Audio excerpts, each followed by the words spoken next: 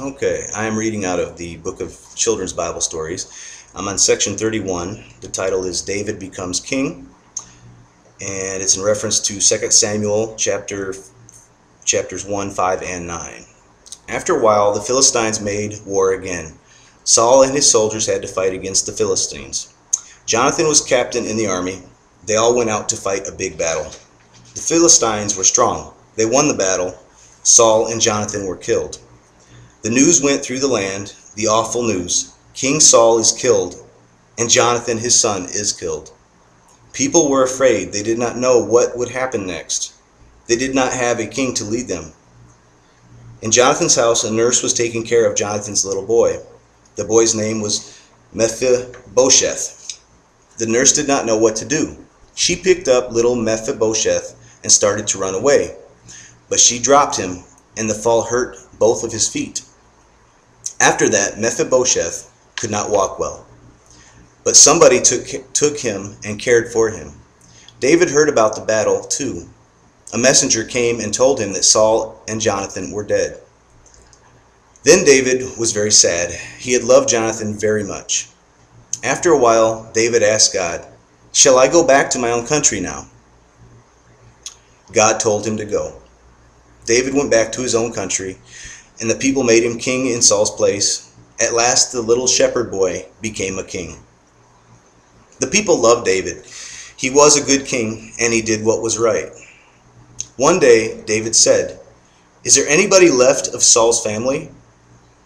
If there is anybody, I want to be kind to them." Then they told David about Mephibosheth. David told his men to find Mephibosheth. They brought him to David. Mephibosheth was a cripple. He came to David and fell on his face before David. David said to him, "Do not be afraid. Jonathan your father was my friend. I will be kind to you."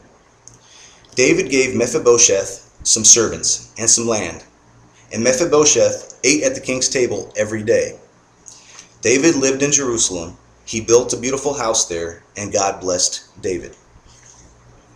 Okay, section 32, title is Fire from Heaven. It's reference to 1 Kings chapter 18. Once upon a time there was a great famine in the land of Israel. For 3 long years there was no rain. The sun shone bright. The earth dried up. There were no gardens. Even the grass would not grow.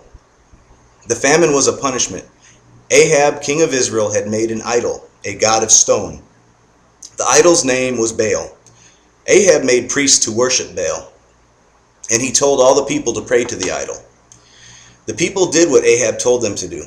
They worshiped the idol. They forgot God. And that is why God sent the famine.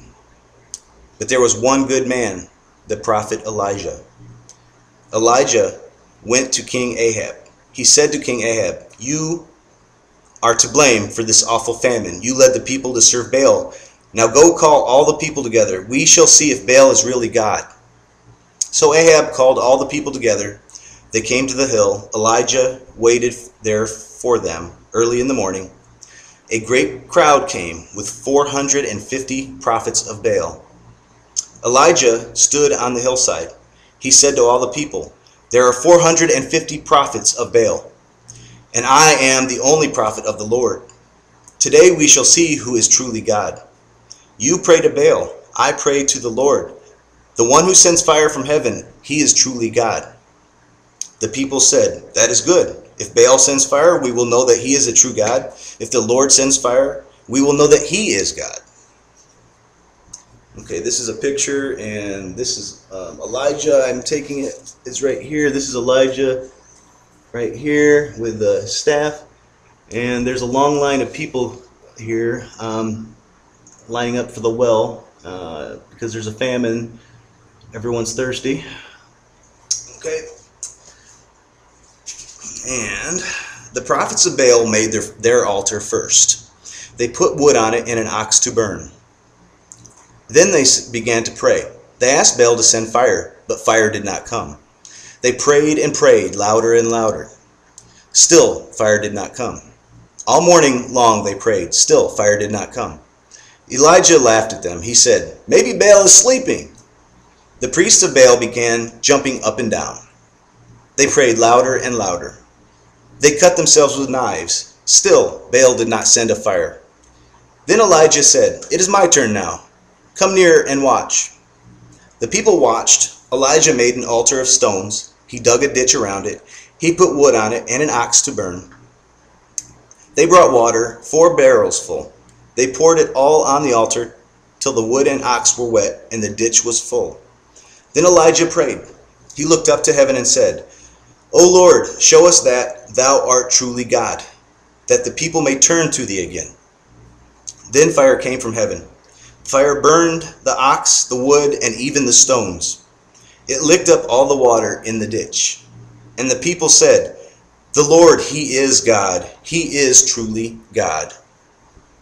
Okay, section 33, a widow's oil, in reference to 2 Kings chapter 4. There was a great prophet in Israel named Elisha. He did wonderful things to show the power of God. One day a widow came to Elisha. She was sad, for she had a great trouble. She owed money to a man, and she could not pay it. Now the man said he would take her boy to be his slaves. The widow loved her 2 boys. She did not want them to be slaves, so she went to tell Elisha her trouble. "Please tell me what to do," she begged. Elisha said, "Have you something to sell to make some money?" The poor widow shook her head. "No," she said, "I am poor. I have only a little oil in a jar." Elisha said, "Go to all your neighbors and ask them for jars. Get as many empty jars as you can, then go into your house.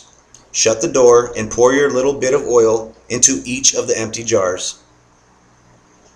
The widow sent her 2 boys to borrow jars from all the neighbors. They ran, and soon they came back with jars, 1, 2, 3, and a whole row of jars.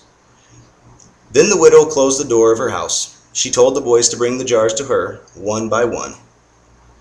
She poured her little bit of oil into the first jar.